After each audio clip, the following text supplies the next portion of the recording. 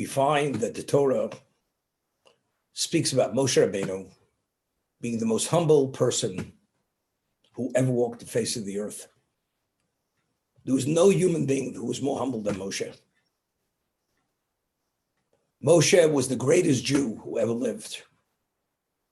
He was fully negated to God, and he was the conduit for the Torah to be transmitted to the Jewish people. He was the so-called the pass-through. If Moshe himself would have had any trace of ego, of self, that would have been an interference, and he couldn't fully cleave to God, and therefore the transmission wouldn't have been unflawed, seamless. It was only a seamless transmission because Moshe didn't exist vis-a-vis God. That was his level of humility. He said, "What am I?" Meaning, I am nothing. Of course, Moshe understood who he was. When Moshe had to break the tablets, he didn't consult with anybody. He had that level of understanding and confidence, knowing who he was, that it was the right thing to break, to do at that moment. We're not speaking, he was lacking in confidence or self-esteem. That has nothing with humility. Humility is, regardless of how gifted I may be, intelligence-wise, creativity-wise, any-wise, there's no therefore. It's all an endowment from God. It's unrelated to myself. And I feel myself privileged that I was able to maximize on the opportunity that was given to me. Therefore, there's no therefore. There's no therefore I'm better than you, or I have a sense of deserving. Entitlement, no entitlement. Moshe had not a trace of entitlement. All there is God. He lives for God. And therefore Moshe was qualified to be the teacher of the Jewish people, to transmit the Torah to them. And therefore Moshe is Moshe Rabbeinu. Moshe is our teacher. He's the teacher from all time, that through him, the Jewish people came about. Because without the Torah, there is no Jewish people. We know there are many appellations for a righteous person, various levels of righteousness, devoutness. You have a term, tzaddik, which means devoutly righteous. You have chassid, somebody who's scrupulously pious. Then you have yashar, person who's fully objective, transcends any conflict of interest. All these, Moshe is never referred to in any of these appellations. Never tzaddik, never chosid, never yosher. He's referred to as Eved Hashem. He's God's servant. What is a servant versus a master? Well, let's talk something better. What is a slave, a chattel, versus a master? A chattel, a slave's value and purpose is only to serve the master. Let's use the word subject. A subject, he's only there to accommodate the master. There's no self-interest whatsoever. It's only for the master. Moshe is Eved Hashem. He's God's servant. He served God selflessly every moment of his life. That was Moshe. But why was he able to serve selflessly with full dedication? Because he had the most unusual level of humility. He didn't have a trace of self. Therefore, there's no entitlement. Therefore, there's never any interference between himself and the service of God. So what was the key? What was the foundation of his being able to ascend to that special level? Humility. That's what it's about. You have humility, It's not I, it's not me, it's not who I know, it's who you are. That's humility. The Talmud tells us that the reason why Torah is compared to water, that particular liquid, is because water flows from a high location and gathers at a low location. Torah could only be processed and retained in a person who's truly humble and low-spirited. The question is, what is the Torah itself? The Torah itself is the catalyst or the binder that binds us to God. That's how we connect to God, through God's wisdom, engaging in that. You only are able to engage in that because if that is the pathway to have the connection to God, when you have a connection to God, the question is, who are you? Who is God? The greater degree you have a sense of who you are, the less relevance you have to God himself. The greater you're negated to God, you have greater relevance to God himself. So if Torah is the catalyst to God, and that's what binds us, so if you're not humble and have low spirit, automatically that creates a distance between yourself and God. Therefore, the Torah cannot be retained or processed within that kind of person. Just give you an understanding.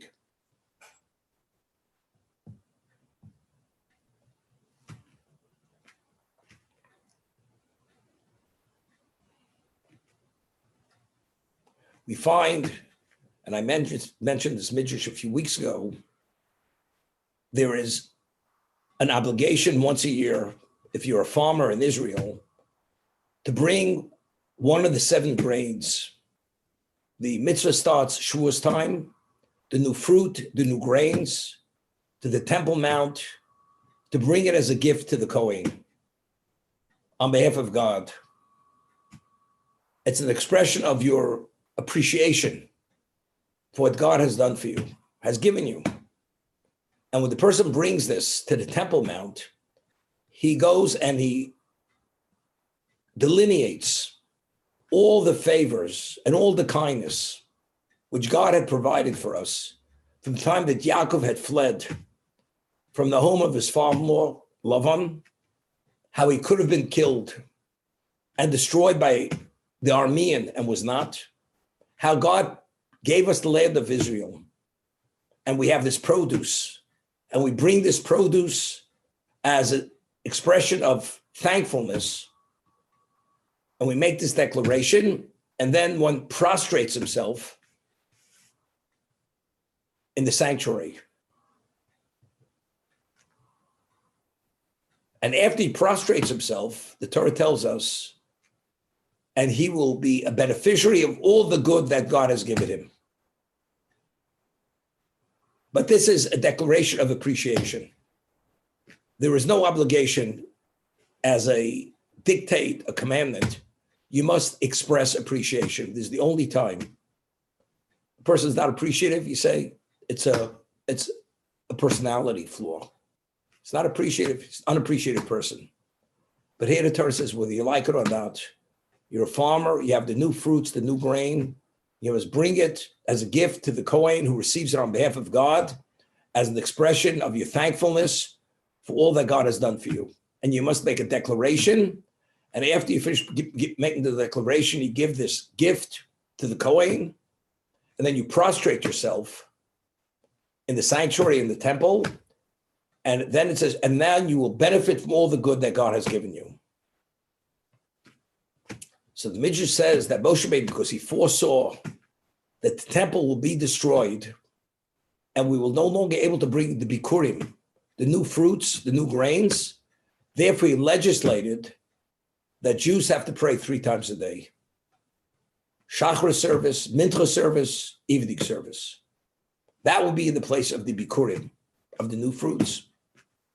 So the obvious question is, what relevance does the tefillah, Amidah, what relevance does that have to be to the new fruits?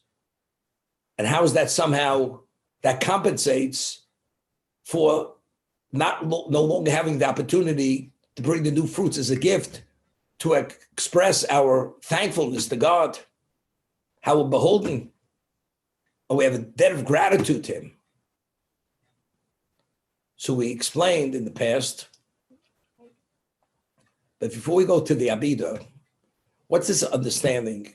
It says, after he makes his declaration, he prostrates himself in the sanctuary. What's the concept of prostration?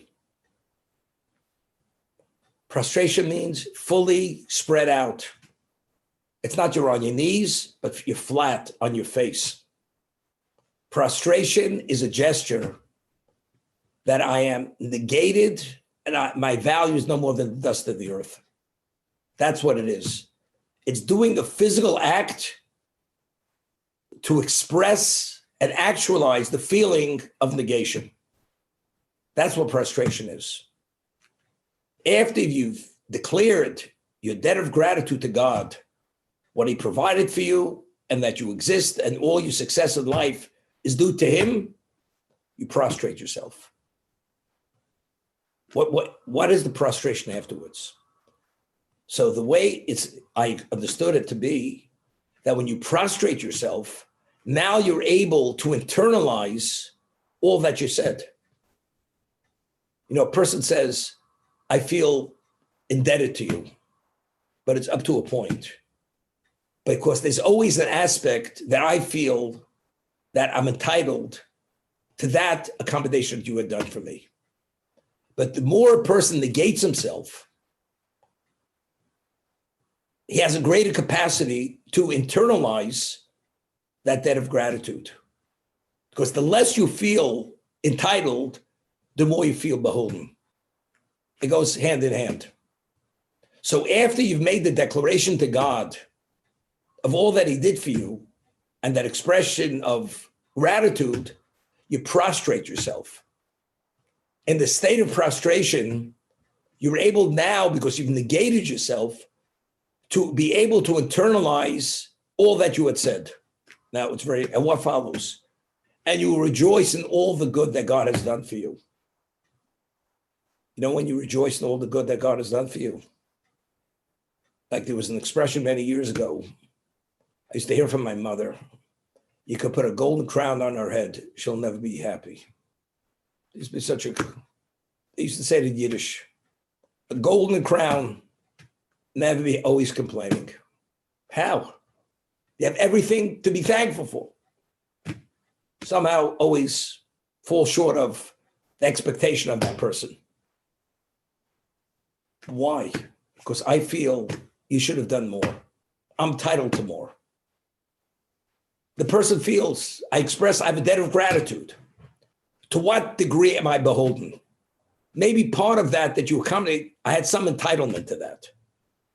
When you prostrate yourself, full negation, now you're able to internalize fully what you just declared.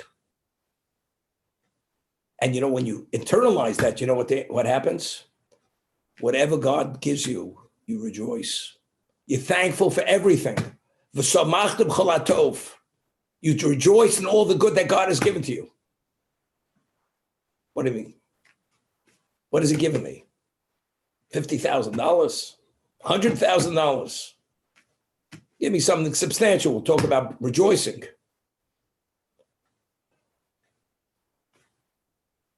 Your grandmother lived in a cold flat apartment with 20 kids and nobody complained. You have a 15-room house with a dog and 3 cats and you have enough room with 3 garages.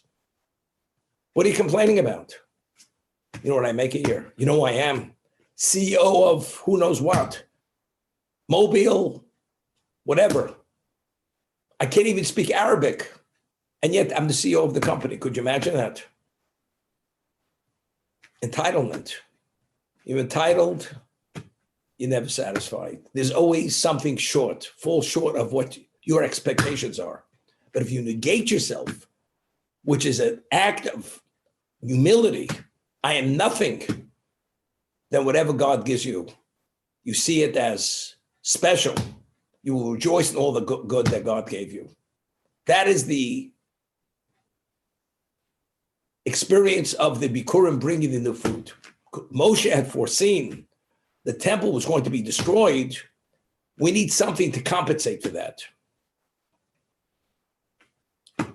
Why is it so difficult for a person to be appreciative or to express his beholdenness to another person? It has to do with ego. That means if I attribute my success to someone else, that means I'm less. If I'm less, that creates a certain degree of insecurity within the person, because the more I feel more, I'm more empowered. If I attribute my success to anything but myself, I'm less empowered. Besides, there are other reasons. So a person tries to somehow deny subconsciously, and always it comes right back to the person. It's I, it's me. That's what it's about. What is the Amidah?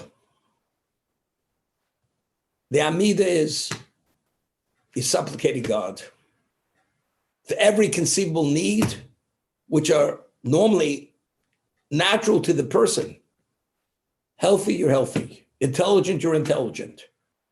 You're not sickly. You're basically financially independent, not dependent on anything. And yet you have an obligation 3 times a day to stand before God like a helpless beggar and say, God, 1 through 19, I need your help. Without you, I can't survive. That's what you're saying. Endow me, bless me, provide for me. What's going on? If I am naturally, I have a genius IQ, and I have this inheritance, which I lived for 1,000 years, you couldn't spend it all. And you're a specimen of health. And so what asking for health and blessing, everything else? You know what the answer is? Because as you have it, in one moment, you could not have it. And you only continue to have it because God wills that you should continue having it. It's an acknowledgement. It's not, has nothing to do with you. As they say, you're in the right place at the right moment because God wants you to be at the right place in the right moment. That you should be a beneficiary of what he wants you to be a beneficiary of. That's the bottom line. That's what it is. So the more a person humbles himself, when you enter into that audience, and the more you negate it to God, the impact of that experience puts things in perspective. It's not me. It's not I. It's not who I know. It's not what I've accomplished. It's all God. So the Amidah is the equivalent of the Bikurim, because that experience puts things in perspective, that it's not you, but it's God. By recognizing that he's the benefactor, automatically, whatever you experience in life is in a context of being appreciative. If you say it and you experience it as you should. Therefore, since Moshe had foreseen the temple was going to be destroyed, and one can no longer has the exercise of the Bikurim, he legislated Jews have to pray 3 times a day, because the effect of that, if it's done correctly, will have the same effect as the Bikurim going on the Temple Mount, negating yourself and making that declaration of appreciation. That's the understanding. Okay? We find that Avram, the founding patriarch of the Jewish people, had a very special servant. His name was Eliezer Eved Avram. Eliezer, his name wasn't Eliezer Shmerel, just Eliezer. Eliezer, the servant of Avram, but he was the slave of Avram. Slave. He was Avram's chattel.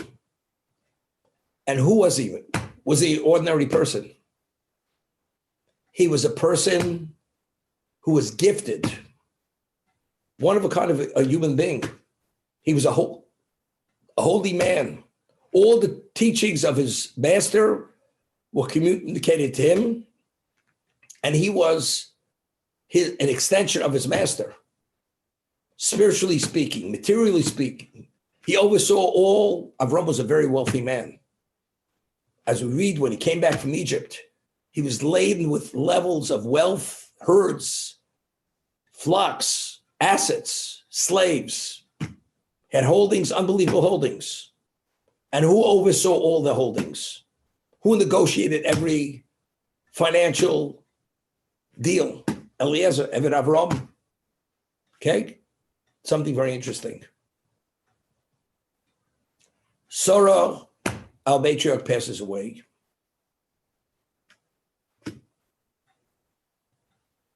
Yitzchak, this is post Akedah, the binding of Isaac. Yitzchak needs a wife. So he summons his slave, Eliezer, and the Torah describes who is he. He's the elder of his household. He oversees all his financial affairs, and it depicts him exactly for what he is. But when it refers to him, it doesn't mention his name. And he says, I want you to go and choose a wife for my son. And he gives all the prerequisites and the characteristics of that woman, pedigree, only from his family. And he adjures him.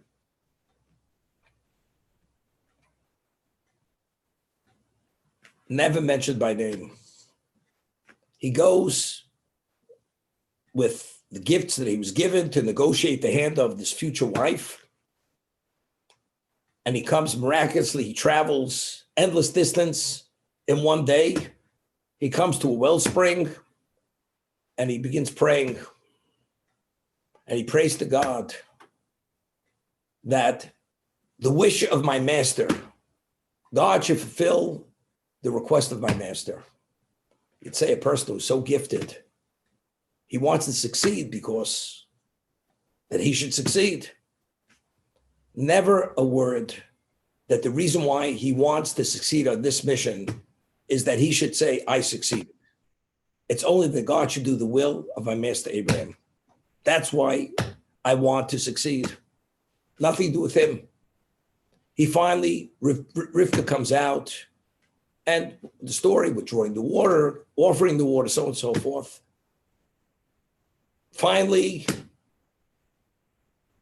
he gives bracelets and nose rings to Rivka. She goes running to her parents, and they invite him in with his camels and with his men. And he says, they offer him to eat. He says, before I eat, I have to tell you who I am. Eved Avram Anochi. I am the slave of Avram. Could you imagine? The man runs General Motors, Rolls Royce, 5-star general, chief of staff. Who am I? I am Avram's. I am Abraham's slave. Abraham's chattel. That's who I am. Never a word about himself. I have a mission. I came to negotiate the hand of your daughter for my master's son. That's why I'm here.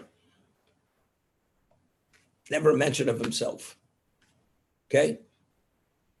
And the Torah tells over the story 3 times. We know how careful the Torah is not to repeat a word, not to say an extra letter. And this story of the interaction with Eliezer, the slave of Avram, negotiating the hand of Rivka and repeating the story, is said multiple times. And the Midrash asks why. And Rabbi Akiva says, do you know how much ink has been spilt on the story? Do you know how many quills have been broken on the story, just recording the story? So why is it repeated so many times? So the takeaway is, the Yofes Sichos and Shalav the Yovos, the Torah Shabbonim. God values the ordinary speech of the slaves of the patriarchs more than the Torah, which he communicated to his children, to the Jewish people.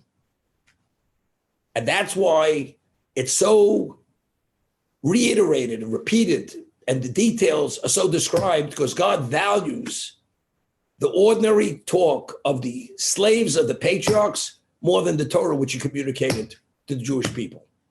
The laws can be alluded through one letter, but this has to be fully fleshed out. The question is why? I said, what was the basis for Moshe's greatness?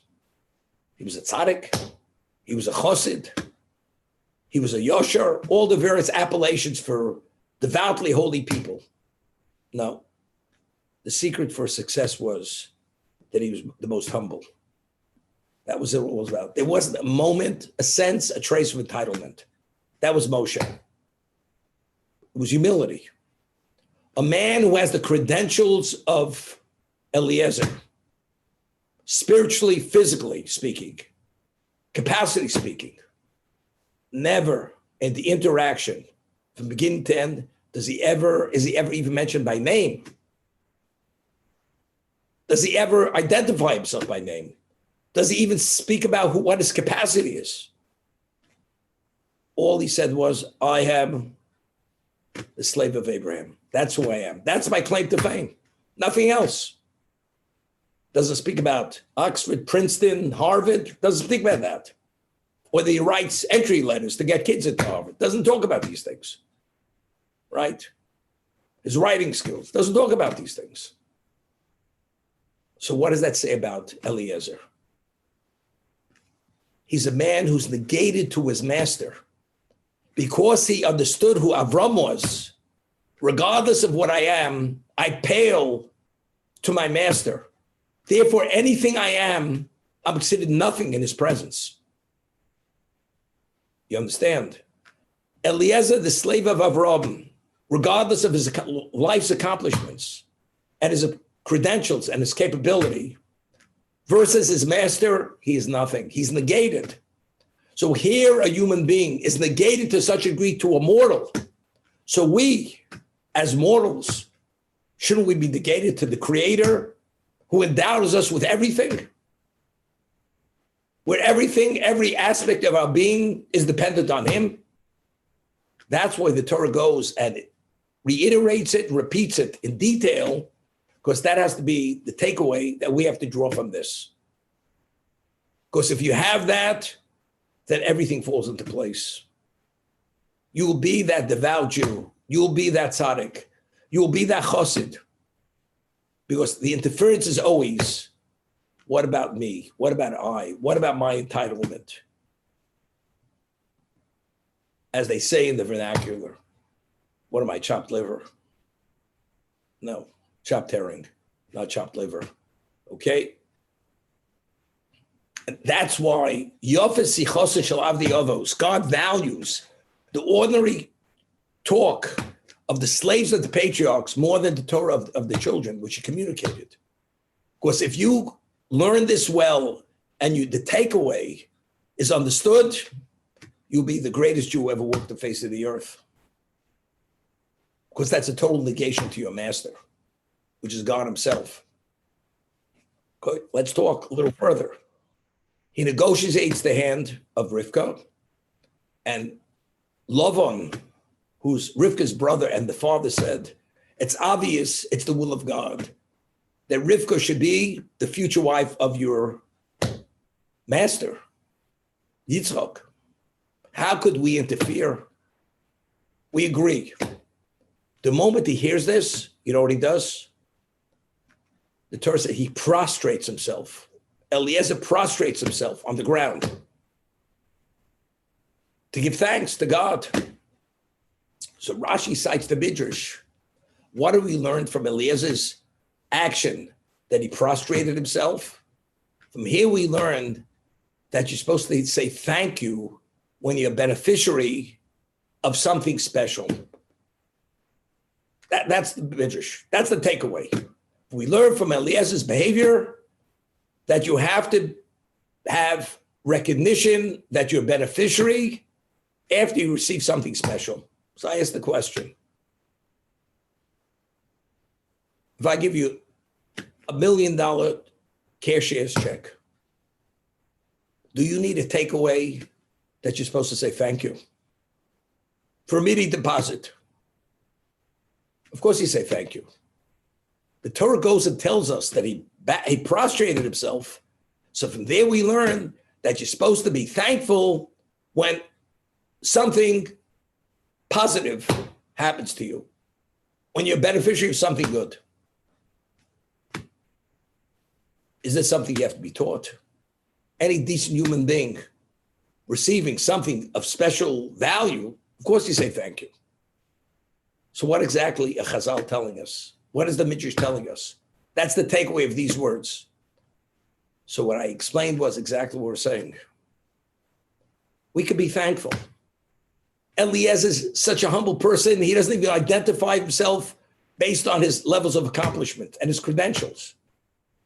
But to fully appreciate what God has just done for his master, he has to prostrate himself, to negate himself, to be able to fully internalize the value of what he just experienced.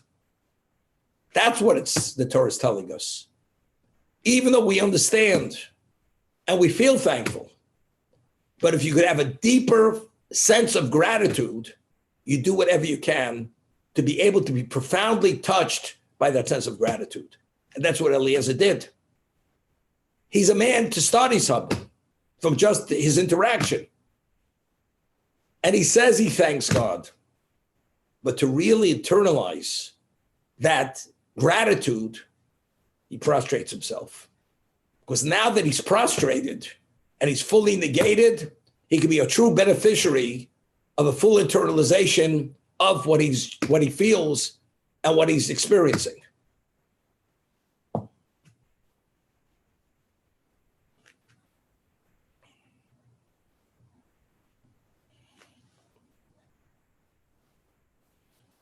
That's exactly what the Torah tells us. When you bring the Bikurim, after you bring the new fruits, the first fruits that ripen, first grain, you make your declaration of all that God had done for us from the time Yaakov had fled from his fatherless home, saved his life, went to Egypt, redeemed from Egypt, give us the land. We're prosperous. It's not enough. And then you prostrate yourself in the sanctuary. And then the Torah says you will rejoice in all the good that God gave you. Because only then does it resonate fully within the person to be fully touched by that appreciation. And therefore, whatever God gives you, you sing his praises because you appreciate that you have no sense of entitlement, and therefore you're fully appreciative.